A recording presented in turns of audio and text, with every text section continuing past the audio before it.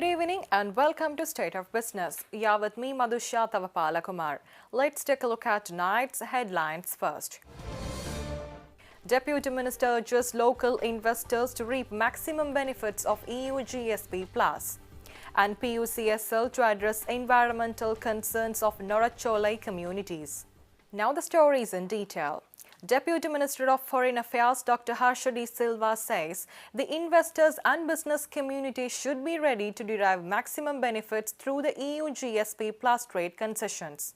With the GSP Plus, which is now expected to be activated in the next month, Sri Lanka will be able to export over 6,600 goods to the EU bloc with tax concessions.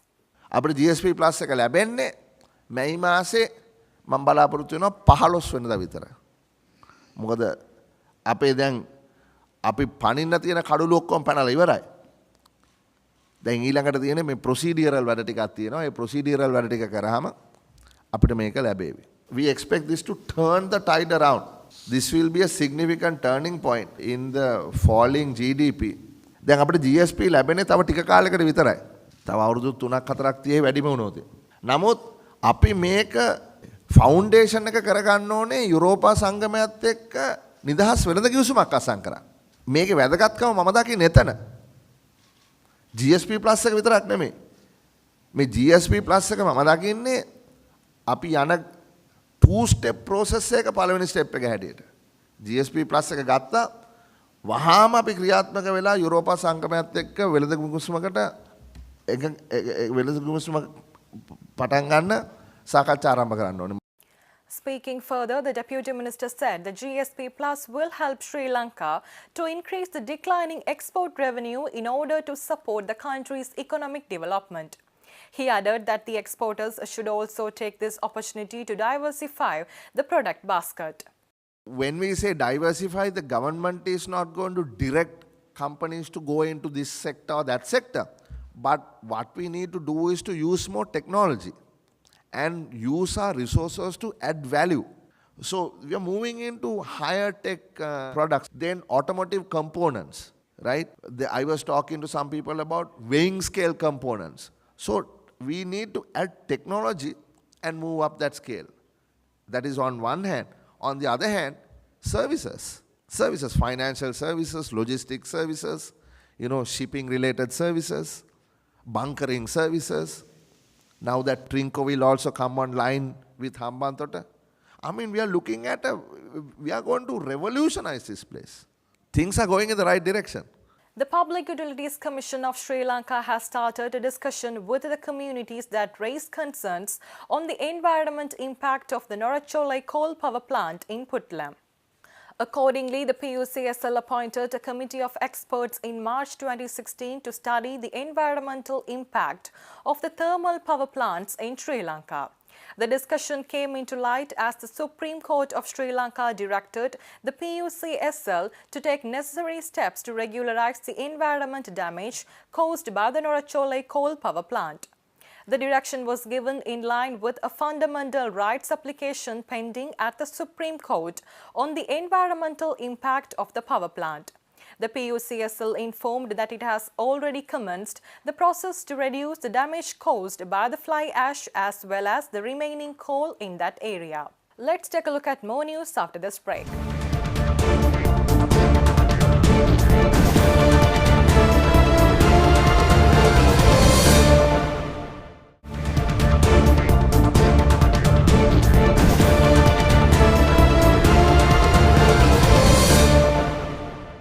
Welcome back. The Employees Provident Fund has invested 17.9 billion rupees from 2012 to 2014 on the Colombo Stock Exchange. However, those figures have fallen drastically to 2.6 billion rupees in the last 2 years. These details were obtained by the Transparency International Sri Lanka utilizing the Right to Information Act. The Deputy Governor of the Central Bank recently facilitated TISL's RTI request by releasing information which outlines the criteria used by the EPF to evaluate investment opportunities and which illustrates the distribution of investments across the EPF portfolio. Moreover, details of annual EPF investments in companies quoted on the Colombo Stock Exchange for the 5-year period 2012-2016 have also been provided.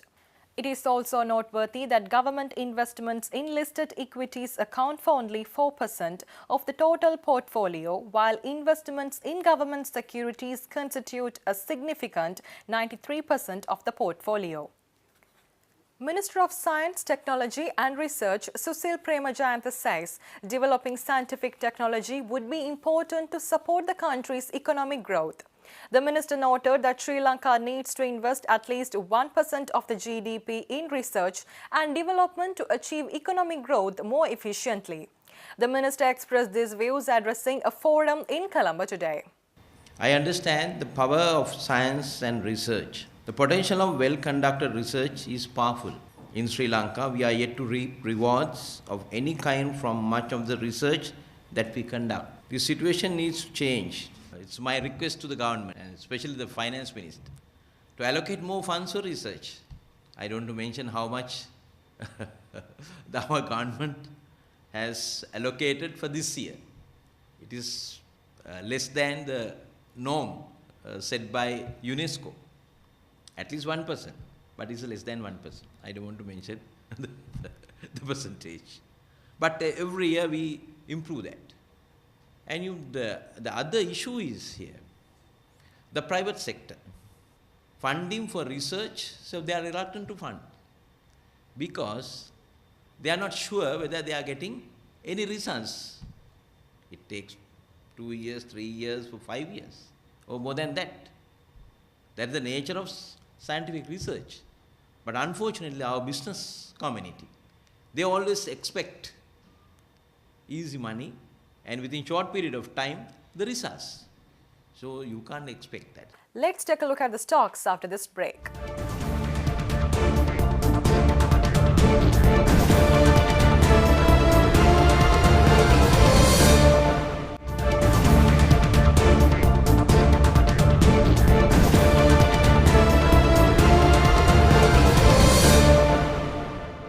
Welcome back. The trading at Colombo Stock Exchange ended in a positive note today. The all-share price index gained 38.81 points to close at 6,610.46, and S&P SL 20 index gained by 24.81 points to close the session at 3,786.39. The turnover was 1.9 billion rupees and 91.8 million shares were traded. Next is Forex rates.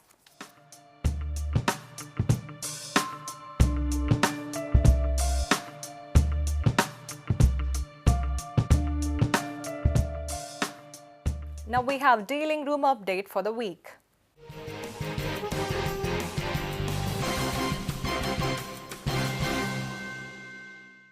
The Sri Lankan rupee fell today as some banks bought dollars to meet importer demand for the US currency, with the market expecting the local currency to be steady due to expected dollar inflows. Rupee forwards were active with 2-week forwards trading at 153.20 to 153.30 per dollar, compared with Wednesday's close of 153.35 to 153.20. Sri Lanka has seen a rise in foreign inflows into equities and government securities since early this month, with foreign investors buying shares worth a net 13.1 billion rupees in 25 consecutive sessions through Thursday. At this week's T-bill auction, both the 6-month and the 1-year maturities saw a decline. The 6-month declined from 10.79% to 10.70%, while the 1-year decreased by 9 basis points from 11.11 to 11.02%. The 3-month maturity was rejected. The interbank overnight money rate was at 8.70% to 8.75%, and repo rates hovered around 8.30% to 8.40%. The market liquidity as of Wednesday had a surplus of 33.986 billion. Further, the Sri Lankan government announced that it was expected to raise up to $1.5 billion through a sovereign bond, while another $1 billion is expected from 2 separate syndicated loans. A government move to double the borrowing limit of development bonds to $3 billion in 2017 is also expected to increase liquidity.